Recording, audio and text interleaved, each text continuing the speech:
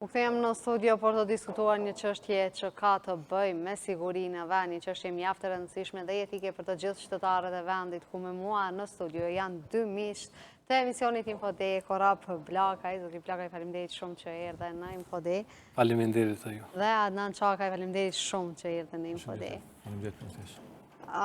Zoti Çakaj, keni pa zhvillimet e fundit ku patëm edhe të arrestuar gjatë fundjavës, pati 5 persona të arrestuar që ishin pjesë e shërbimit të inteligjencës kosovare. Si po ishini ju e të gjitha këto arrestime që po ndodhin për shkak të shpionazhit në Kosovë?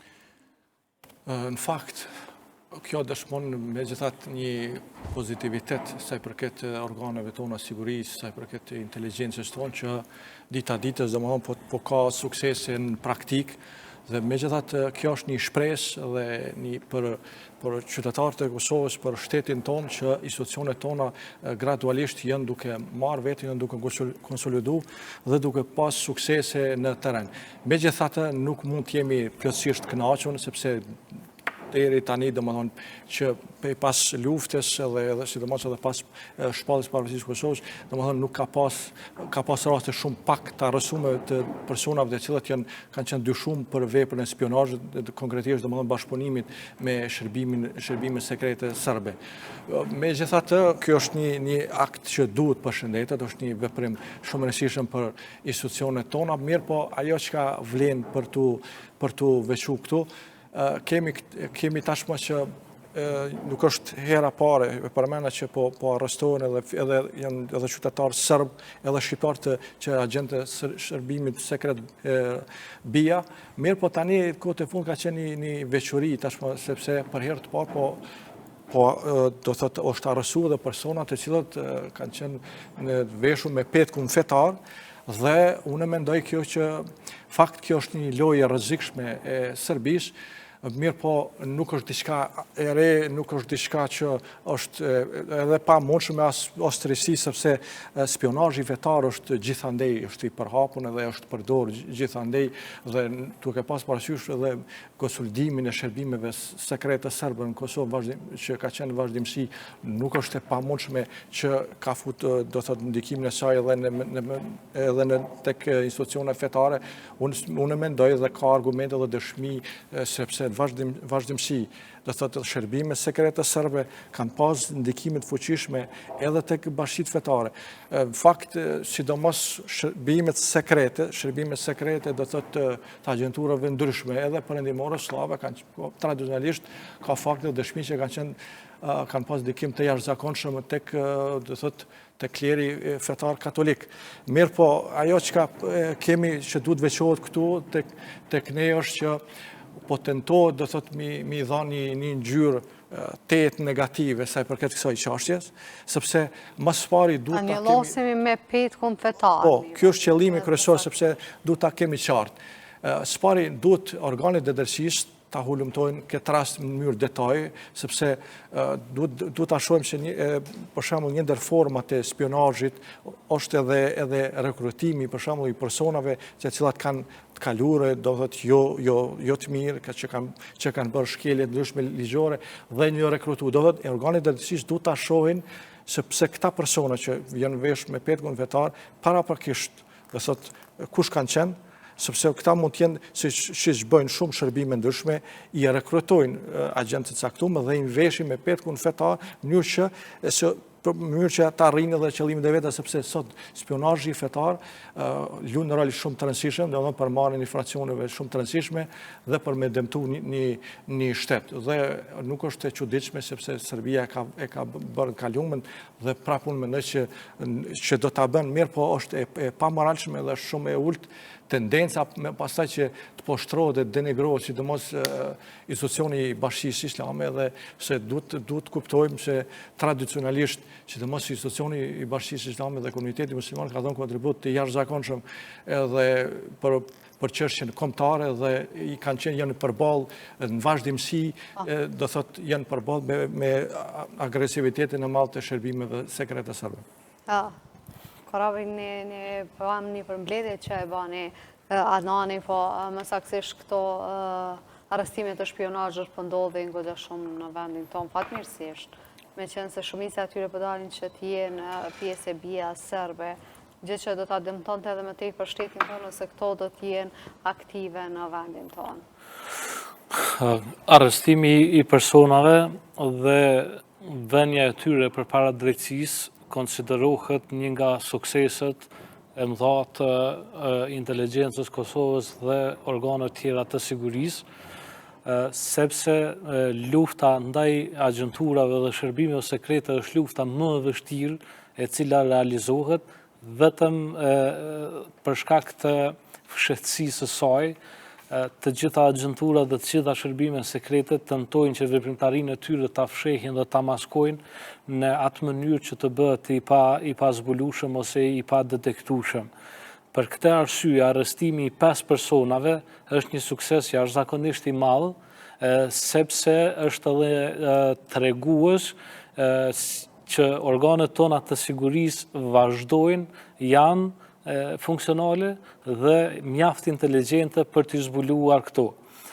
Unë mendoj që vetëm këto të 5 rastet janë rastet të zbuluara në publik, sepse mund të kemi edhe arrestime të tjera të cilat nuk kanë dalë ende për shkak të natyrshmërisë ose të ngjarjeve dhe hetimeve që zhvillohen në vazhdimsi, por këta të 5 janë raste të cilat tregojnë mënyrat se si janë kamufluar njerëz që punojnë për shërbimin sekret serb. Kemi pasur serben e cila ka punuar, domethënë, në një institucion ndërkombëtar. Ky është një tregues që organizatat ndërkombëtare në Kosovë, pa dallim, të gjitha janë të cënueshme nga infiltrimi i personave që bëjnë shpionazh. Pra, edhe një organizatë kredibile si OSBE-ja në Kosovë u faktua se punonjësja e saj ka pasur edhe një punë tjetër me mbulesë punën në OSBE. Pra, vetë zbulimi që e ka bërë AKI-ja për publikun është këtë mesazh, mendoj që e ka këtë mesazh që të tregoj që në organizatat ndërkombëtare mund të infiltrohen lehtësisht persona, domethënë, që zhvillojnë veprimtari spionazhi. Rastin tjetër e kemi shumë edhe më të ndihshëm, domethënë rastin kur një person që në gjuhën fetare njihet si hipokrit, domethënë sado që shtiret që është besimtar musliman, domethënë edhe për nga pamja e tij zhvillon aktivitet spionazhit e pikërisht në dobi të Serbisë që më duhet ta përsëris, është shteti që ka vrarë shqiptarët, që ka masakruar shqiptarët, është shteti që ka vrarë fëmijët tanë, është shteti që ka dhënuar femrat tona, është shteti që ka djegur Kosovën, është shteti që ka coptuar tërësinë territoriale të shqiptarëve dhe është shteti që ka tentuar ta shfaros historikisht kombin shqiptar. Pra, të bashkëpunohet me një shtet të tillë përkundër këtyre të gjithave, mendoj që është krimi më i lartë që mund ta bëjë një shqiptar. Dhe aq më tepër, domethënë, dikush që mund të pretendojë, domethënë, të ngjitet me safat e besimtarëve musliman. Pra, as xhamit tona ose as faltorët tona nuk janë imune nga depërtimi i kësaj. Mesazhi që e ka dhënë Shërbimi Inteligjent i Kosovës në këtë drejtim është për të ngritur vedijen e besimtarëve të Kosovës që në rreshtat e tyre, domethënë, mund të ketë dhe ka kësi lloj njerëzve që bëjnë, domethënë, veprimtari në dobi të armikut. Po edhe rastet e tjera ku personi tjetër, djali i tij ka qenë madje edhe kryetari i asociacionit të Kosovës, edhe ajo është një zbulim me një mesazh të rëndësishëm. Të gjithë këto arrestime dhe njoftime për publikun, sepse siç e thash, është praktik e inteligjencës së secili shtet që shumë të arrestuar të mos i publikoj me kohë, por t'i mbaj, domethënë, në me metodat e tyre ligjore, i mbajnë, po edhe i publikojnë ose i drejtojnë të drejtësia me rastin kur ata vete vlerësojnë që është. Pra këtu kanë qenë arrestime me mesazhe për publikun shqiptar, sidomos për publikun në Kosovë, për të ndërtuar një qëndrueshmëri ndaj asaj që po zhvillohet në mënyrë agresive luftës hibride të Serbisë në drejtim tonit. Pra, janë këto depërtime, këto infiltrime të njerëzve që punojnë për interesat të shërbimit serb, më thënë, tregojnë që nuk jemi as ne imun, sado që jemi shoqëri e dalur nga lufta, dhe më thënë, shumë e lënduar, me shumë vrasje, me shumë krime, me shumë masakra, që normalisht vedia kombëtare duhet të ishte në nivelin më të lartë, prapë se prapë, dhe më thënë, kemi kësi lloje të njerëzve, dhe më thënë, që bashkëpunojnë me ta. Pra, unë i shoh në analizën time, e shoh si efektivitet i qartë i organeve të sigurisë dhe mesazhe që aktiviteti serb në Kosovë është i vazhdueshëm dhe tenton të kamuflohet në forma nga më të ndryshmet dhe këto janë rastet më delikate. E potencoj edhe një herë organizatat ndërkombëtare, që kemi shumë organizata ndërkombëtare, në këto mund të përfshihen të gjitha OJC-t që veprojnë në Kosovë, këtu të gjitha fondacionet të cilat veprojnë në Kosovë, të gjitha, si themi, ato propaganda ose thirrje që kanë dalë edhe publike, të gjitha këto duhet t'i nënshtrohen syrit edhe vedijes së njerëzve, kritikës së njerëzve, sepse në doktrinë ose në praktik nuk njihet që vjen diçka falas. Më thonë, madje as peshkatari që tenton ta zëjë një peshk, në fakt nuk e ushqen atë. Ai karremi është për ta mashtruar, domethënë. Prandaj, për mendimin tim, mesazhet janë shumë të qarta të organeve tona të sigurisë për të ngritur vedijen dhe qëndrueshmërinë publike. Do doja të shtoja që para disa ditëve kemi pasur edhe një postim të kryeministrit Kurti që e konsideroj jashtëzakonisht në kohë dhe të dobishëm për publikun dhe për të gjitha organizatat e shtetit. Pa postimet e tilla? Postimi i tij meton jashtëzakonisht të modeluar, ashtu siç duhet të jenë të modeluara tonët kur flasim për sigurinë kombëtare të Kosovës, ai ishte një informim i drejtë, brenda atij postimi kemi pasur një informim të drejtë të publikut, që potencohej ajo, domethënë, veprimtaria e Serbisë, por edhe kundër veprimtaria e organeve tona të sigurisë. Aty në atë postim edhe lavdërohet puna e njerëzve të sigurisë, që është edhe një satisfaksion moral ose një përkrahje morale që e bëjnë të gjitha shtetet edhe ne duhet ta bëjmë. Njerëzit që punojnë duhet të marrin edhe mbështetje morale, jo vetëm mbështetje financiare, si them, të ndihen vetëm se paguhen për një punë të caktuar. Pra ka qenë një që është shumë e rëndësishme ka qenë jashtëzakonisht i rëndësishëm dhe e konsideroj një nga postimet e tij më të mira, më të dukura në momentin më të duhur. Në fakt, secillat formë të spionazhit paraqet rrezik, do thotë, për sigurinë e një shtetit, mirë po spionazhi fetar paraqet një sfidë jashtëzakonisht të madhe edhe për një shtet.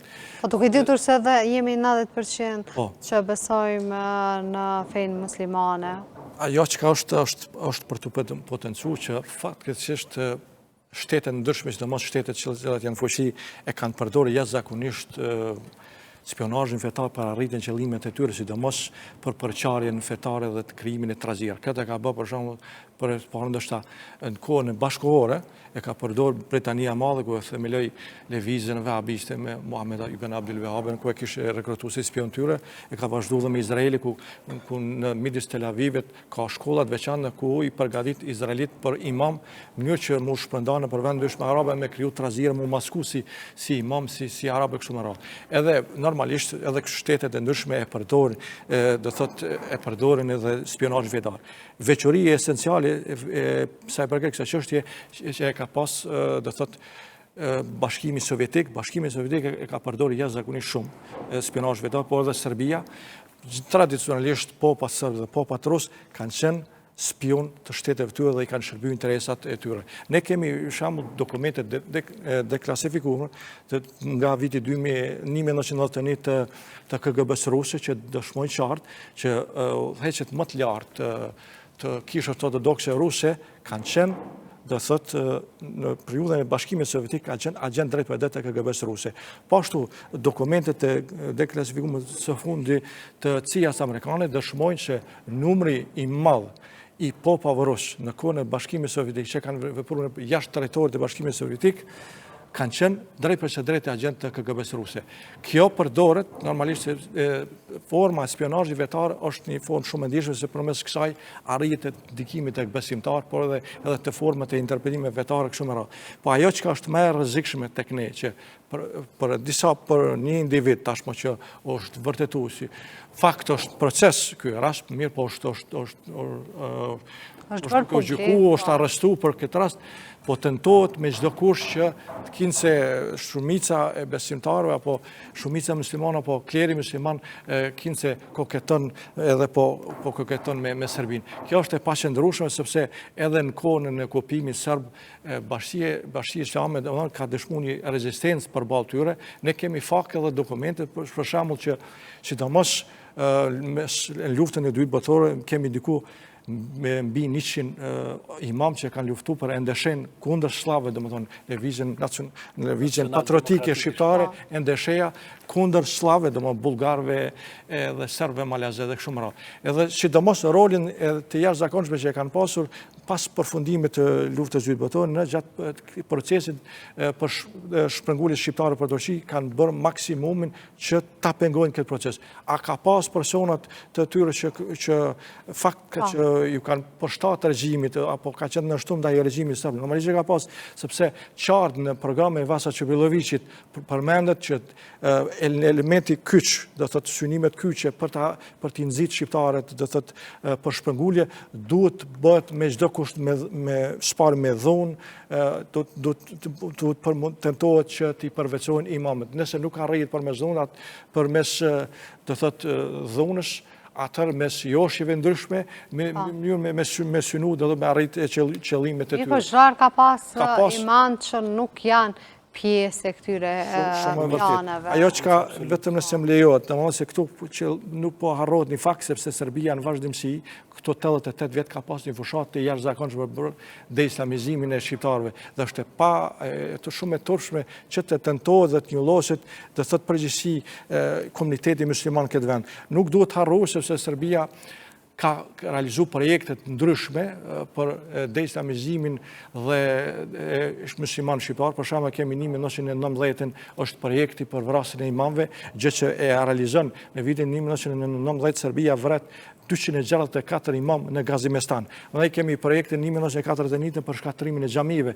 Mandej kemi projektin e luftën e dytë botërore të Draža Mihajlovićit, çetniku serb për Serbinë e pastër, siç e quajnë ai, për një Jugosllavi të pastër, pa minoritete konkretisht, pa shqiptar dhe bosnjak, për një gjenocid pastër, gjë që e realizoi, sidomos në rajonin e Sanxhakut. Mandej kemi kontributin e jashtëzakonshëm të Bashkisë Islame, konkretisht me Trezës Alaudin, ku gjatë periudhës 1899-1999 janë marrë 1230 tubime me karakter politik shtetformues në Medrezën Alaudin. Dhe kontributin e madh të imamëve gjatë luftës së fundit, ku kemi 77 veteran, 36 dëshmorë që kanë dhënë jetën për lirinë e Kosovës.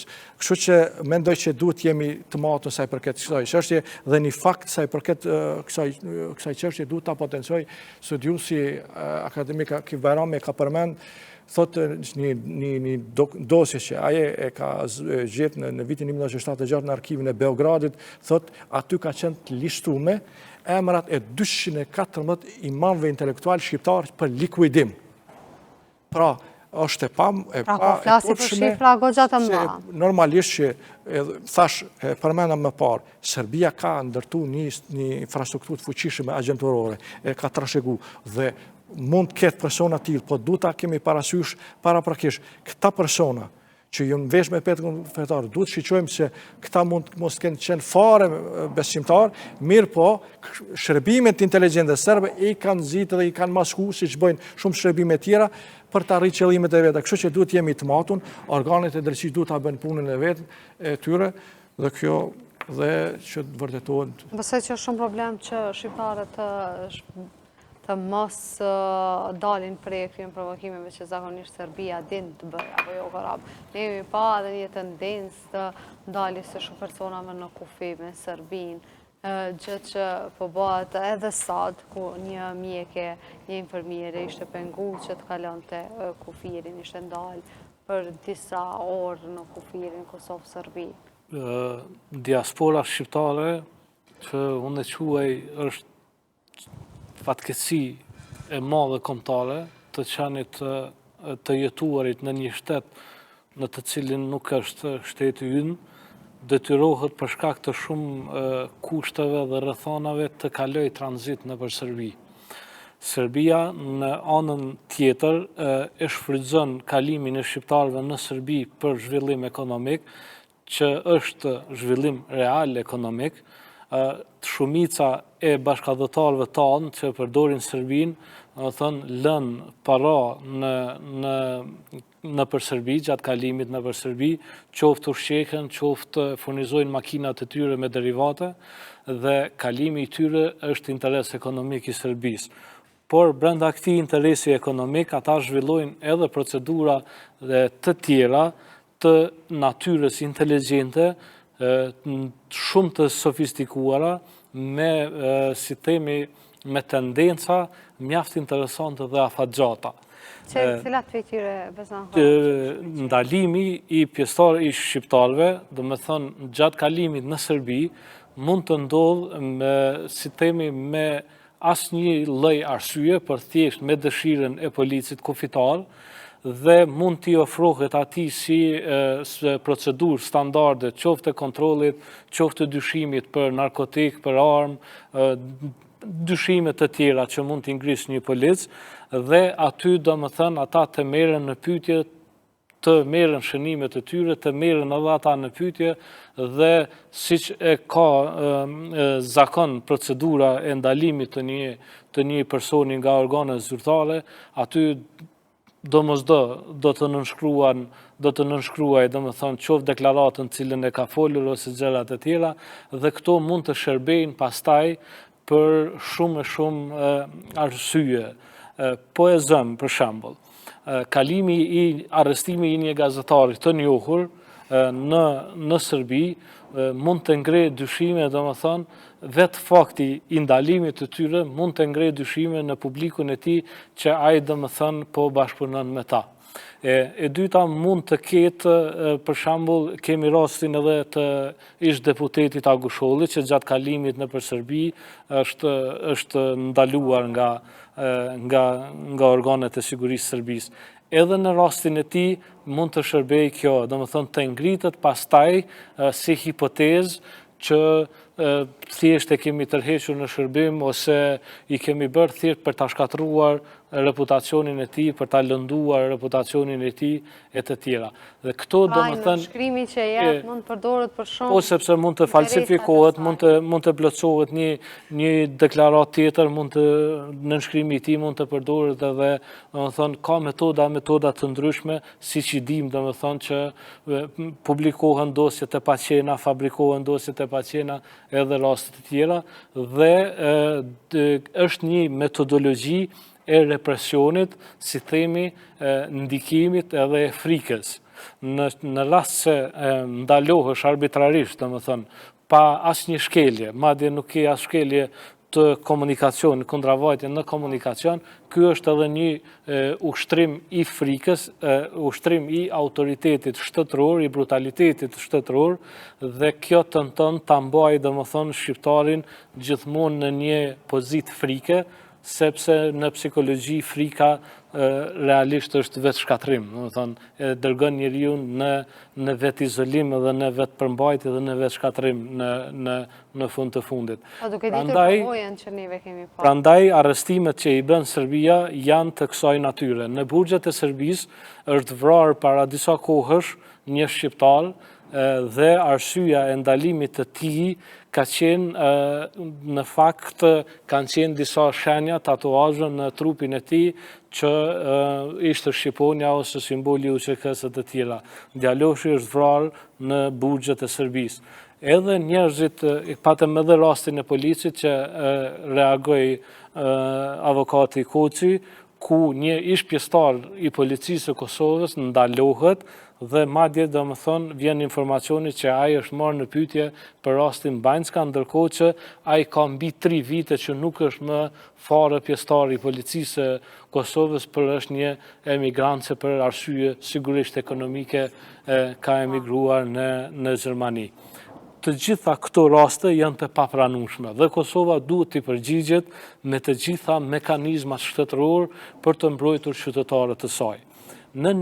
Në qoftë se shteti jonë e vlerëson që shqiptarët nuk duhet të kalojnë tranzit në Serbi, duhet të fillojë një fushatë e fuqishme edukative, mediale që të përfshihen të gjitha mediat dhe mediat sociale që të informohet dhe të bëhet thirrje publikut shqiptar gjithandej që të mos e përdor Serbinë si tranzit. E dyta, në qoftë se kjo nuk bëhet, atëherë duhet të informohen të gjitha mekanizmat ndërkombëtar për këto ndalime arbitrare, dhe e treta që mendoj që do duhet ta bënim, mund të kundërpërgjigjemi si shtet, po me metoda të njëjta. Edhe ne mund t'i arrestojmë ose mund t'i ndalojmë qytetarët serb të cilët qoftë të përdorin Kosovën si tranzit, me qenë se e kemi tani edhe sezonën verore, domethënë ku një pjesë e madhe e serbëve frekuentojnë plazhet e Shqipërisë, edhe ne mund ta ushtrojmë një autoritet të tillë, domethënë të ndalesës, thuajse jo korrekte, por që t'i përgjigjem atyre për t'u dhënë mesazhin që është e papranueshme ndalimi i qytetarëve shqiptar pa arsye të vërteta. Në një rast është një burr nga komuna i Stogut, i cili ka vite që është ndaluar, më thënë nuk arrihet të lirohet nga burgu dhe Mehmetaj në qoftë se nuk gaboj është në mbiemri i tij, më thënë e kemi pasur jashtëzakonisht pak edhe në mediat e Kosovës rastin e ndalimit të tij. Ai ka qenë në një vizitë me nënën e tij në qoftë se nuk gaboj në një spital, domethënë për arsye shëndetësore, dhe është ndaluar me pretendimin që ka kryer krime lufte ndaj popullsisë serbe në Kosovë. Pra të gjitha këto ndalesa që i bën Serbia i konsideroj arbitrare dhe shteti duhet t'i kundërvihet. Ajo që është shqetësuese edhe në këtë drejtim është edhe numri i madh i njerëzve të ndaluar.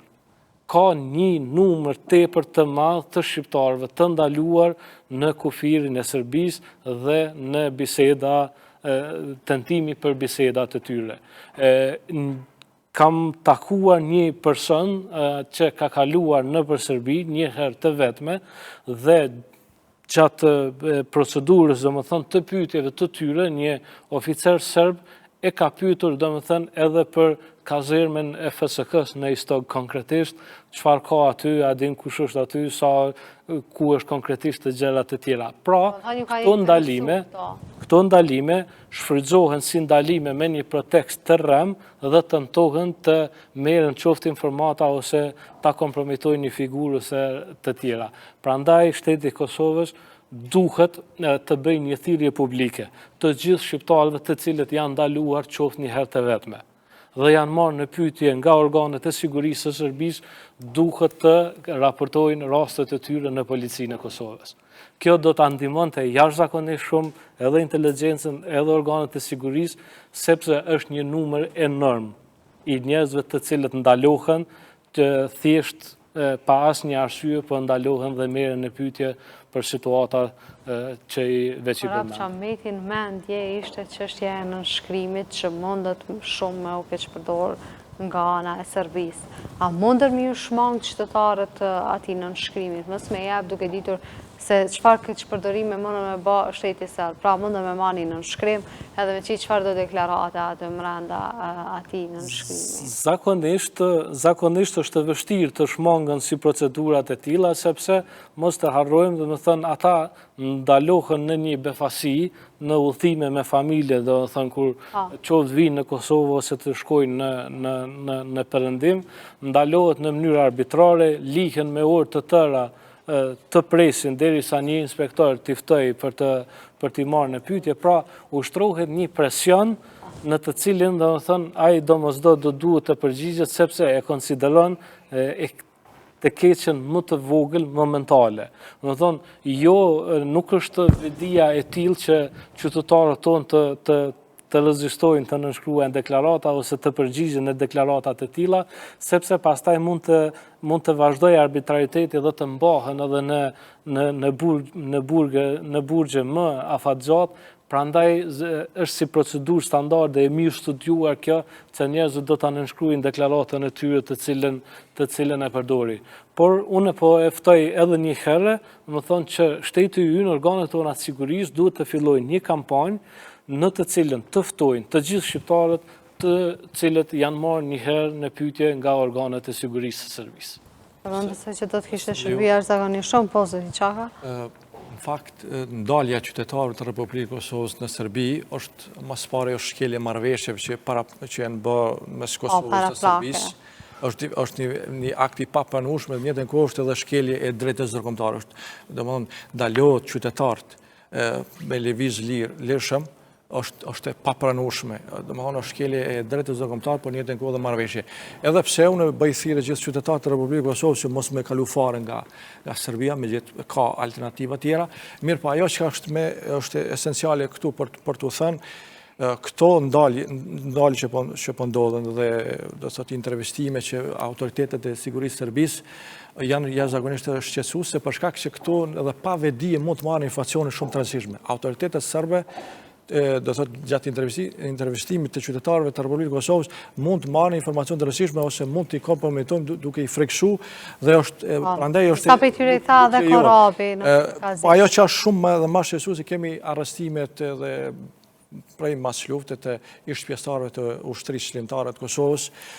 Fakt, Serbia ne dim ka po flet arreste ndryshme edhe në Interpol dhe kjo është veprim i papranueshme, domethënë që qytetarët e Republikës Kosovës po i arreston pa asnjë bazë, pa asnjë argument, vetëm se kanë qenë ushtarë, domethënë të ushtrisë shlimtare të Kosovës. Mirë po, ajo çka duhet bëjmë ne duhet ta përdorim njëjtën kartë. Ne duhet ta përdorim njëjtën kartë, ne do të thotë ata po i arrestojnë pas një provë, pas një bazë. Po i arrestojnë dhe po i maltretojnë qytetarët e Republikës Kosovës. Po i arrestojnë ish pjesëtarët e ushtrisë shlimtare të Kosovës ose tashmë rasti i fundit ish pjesëtarët e njësisë speciale të policisë së Kosovës, që nuk ka qenë fare i përfshirë në rastin e Banjës. Do thotë ne po i arrestojnë dhe po i keqtrajtojnë dhe çka duhet bëjmë ne? Ne duhet ta bëjmë njëjtën kartë në raport me Serbinë. Për shembull, vetë sipas Ministrisë së Serbe të Mbrojtjes, veteranë përgjithshëm, domethënë gjitha luftat e ish Jugosllavisë serb që kanë luftuar, sipas tyre janë 500.000 veteranë. Sipas do thotë shoqatës e veteranëve të Serbisë, ekzistojnë 700.000 veteranë do thotë serb që kanë luftuar në gjithë hapësirën e Ballkanit. Dhe ne duhet ta bëjmë njëjtën kartë. Këta persona, të cilët kanë qenë do thotë involvuar në Ballkan, do thotë në vrasje, në krime, mjaftueshme që ata kanë luftuar, duhet me njëherë të arrestohet. Edhe personat, edhe pjesëtarët e organizatave terroriste ortodokse serbe që vazhdimisht do thotë kanë vepruar shlirshëm në Kosovë, sidomos prej mas luftës, duhet merrem ke masa shumë të ashme të tyre. Ajo që ka shumë shqetësuese se legjislacioni jon është jashtëzakonisht i ndërtuar në mënyrë jo adekuate. Ne kemi rastin ku si që dim prej 2018, thot EULEX-i ju ka dhuru kompetencat ekskluzive, do thot gjyqësorë kosovar, që ti trajton gjitha rastet e si që quajnë ata krime lufte, që është gabueshme, do thot duhet trajtot krimet e gjenocidit serb Kosovë. Mirë po, në gjitha këto rastet, në rastet që janë shërtu nga gjykatat kosovare, askund nuk përmendet krimet e gjenocidit, vetëm përmendet krime luftet, krime kundërnjëzimit, që në fakt nuk hyn kuadër të gjenocidit, janë një shkallë më poshtë. Ajo çka duhet ta kemi parasysh, e përmendat, nga 2018 institucionet tona kanë marrë kompetencat për trajtu këto çështje. Është e turpshme se si organet të drejtësisë kosovare dhe legjislacioni jonë, ne kemi fakte dhe dëshmit për shembull që kush kanë marrë pjesë në ofanzivat e serbë në forcat armatose serbe përgjithësi në Kosovë, listat edhe atyre që kanë bërë krime, vrasje, dhunime, gjitha këto. Dhe turpi më i madh është që organet tona drejtësisë, nuk i arrestojnë ata persona, vetëm arrestojnë në rast që ka dëshmitar që e ka pa me sy. Dhe kjo është e turpshme sepse mund të ketë shumë pak, persona të tillë që mund edhe koha po kalon, njerëzit po na vdesin. Kjo është ajo, edhe sot nuk ka mundësi, gjithaj numri madh që ta zom një qytet ose një lagje kanë vërshu, duke sulmu vrasje gjitha këto, dhe mënyra se si gjykojnë institucionet tona drejtësisë janë të turpshme. Prandaj unë mendoj që së pari duhet ndryshohet legjislacioni kosovar dhe duhet të arrestohet çdo pjesëtar i forcat armatose serbe që ka vepruar në Kosovë. Ka pa marrë parasysh, a ka djegë shtëpi, a ka mjaftueshëm, a ka vepruar kundër qytetarëve të Republikës Kosovë, edhe duhet të arrestohet, ne duhet ta përdojmë në njëjtën kartë.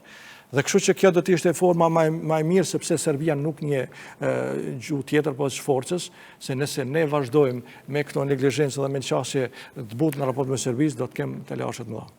Të ndërrumi, faleminderit shumë që erdhët në infotin tonë, se kemi kaluar limitin kohor, mirë për këto çështje janë jashtëzakonisht shumë të rëndësishme për publikun dhe shpresoj që kemi japur mesazhet e duhura sa i përket çështjes së sigurisë në vend.